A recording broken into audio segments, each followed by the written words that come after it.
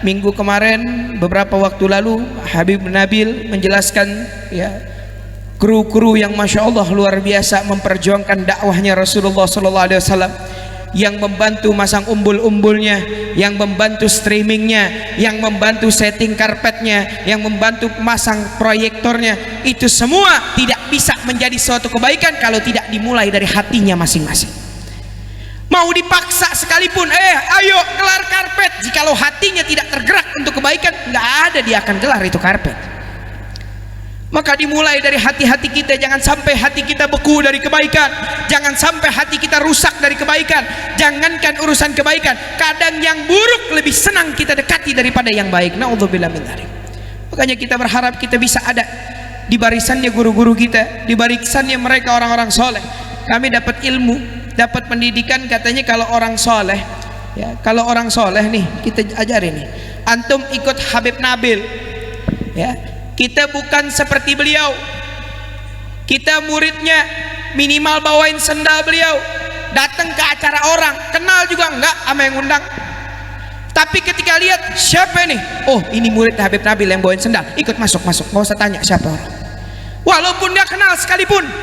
Tapi siapa yang di depannya? Oh di depannya kita punya guru Habib Nabil, orang nggak bakal tanya, dia yang bawain sendal Habib Nabil, ikut masuk ke dalam barisan-barisan mereka orang-orang soleh.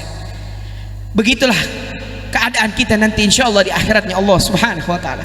Walaupun kita bukan ahli ibadah, ibadah kita pas-pasan, zikir kita pas-pasan, sholawat kita pas-pasan, tapi minimal kita ada di barisan mereka, yang dimana Allah tidak akan tanya siapa antum, tapi Allah tahu bahwa ini ada di barisannya mereka orang-orang soleh, maka masuk di golongan mereka orang-orang soleh, karena ada di barisan mereka. Dan kita berharap ya, mereka orang-orang soleh mengakui kita sebagai anggota dari barisannya insya Allah, yang bersambung sanadnya berada di barisannya Rasulullah SAW.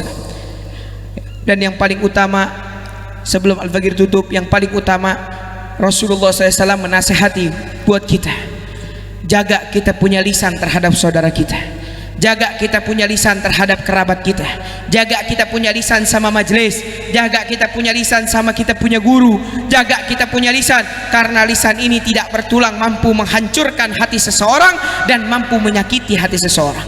Makanya ditanya, Beb kalau mau masuk neraka gimana caranya? Gampang, cukup sakitkan hati saudaramu maka neraka tempatmu. Simpel kalau mau masuk neraka, sakitkan hati saudaramu maka neraka tempatmu. Nggak usah capek-capek berbuat satu hal, cukup sakitkan hatinya saja maka neraka tempat. Jaga kita punya lisan, apalagi di majelis, di tempat yang mulia, di tempat yang agung, jaga kita punya lisan. Jangan sampai nih apa yang keluar dari lisan kita tidak bisa lagi dipertanggungjawabkan diri kita. Tahu gitu gue nggak ngomong, telat, apa yang sudah keluar udah nggak bisa lagi dicabut. Makanya berpikir sebelum berbicara. Mudah-mudahan Allah jaga kita dari bahaya lisan, Allah jaga kita dari bahaya-bahaya yang keluar dari lisan kita. Jangan sampai yang keluar sesuatu yang akhirnya menjadi penyesalan dalam kehidupan kita. Awalnya bercanda, tapi karena kebablasan akhirnya nyakitin hati orang, bisa menjadikan perpecahan, bisa menjadikan bencana, bahkan dengan satu kalimat bisa menghancurkan segala-galanya. Bayangin, cuman karena kalimat. Na'udzubillah min dzalik ya. Dan anak majelis, anak muda yang hadir majelis, yang merasa dirinya bawa jaket label yang di jidatnya tertulis majelis taklim, terpampang di jidatnya, yang dimana orang lihat ini anak majelis, maka yang paling utama dia pegang, jaga dia punya lisan terhadap orang lain. Karena sehebat apapun dia punya cover, mau sholatnya sebaik apapun, tapi kalau lisannya nggak baik terhadap orang, apa artinya kita punya pakaian sekalipun? Sebagaimana tadi dijelaskan oleh beliau, semua balik lagi bagaimana kondisi kehidupan kita dan hati kita. Mudah-mudahan Allah jaga, Allah hidupin hati kita sebagaimana Allah hidupin majelis-majelis kita pada saat ini. Sebagaimana Allah cahayakan majelis kita, mudah-mudahan masuk ke dalam hati kita. Di dalam kitab Ihya Ulumuddin Al-Imam Ghazali, pengarang yang sama ya, dijelaskan ada beberapa ulama itu kalau ngajar selesai ngajar muridnya nih yang laki disuruh buka bajunya sedikit. Kenapa? Pengen cek hatinya nih udah masuk belum cahayanya.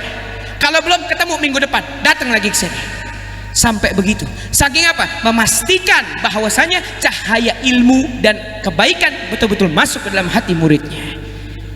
Makanya yang datang tiap minggu insya Allah betul-betul masuk sampai lubuk hati yang paling dalam, insya Allah bisa terus istiqamah di hadir majlis ta'lim, bisa terus duduk, bisa terus menghadirkan kebaikan dalam kehidupan kita, rumah kita, wilayah kita, tetangga kita, dan bisa menjadi orang-orang yang saleh, minimal di belakang orang-orang yang saleh. Amin ya rabbal alamin. Sedikit anak cerita, ketika Al-Fakir di luar di Australia, mereka tidak mendapatkan majelis semacam ini.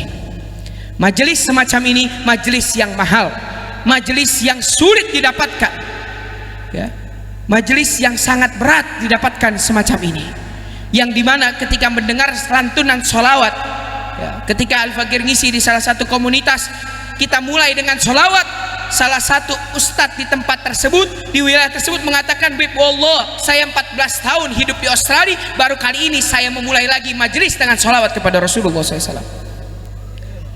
Baru pertama kali lagi, setiap kajian tidak pernah baca salawat dan sebagainya, baru pertama kali saya ngerasa ini bisa majelis baca salawat lagi.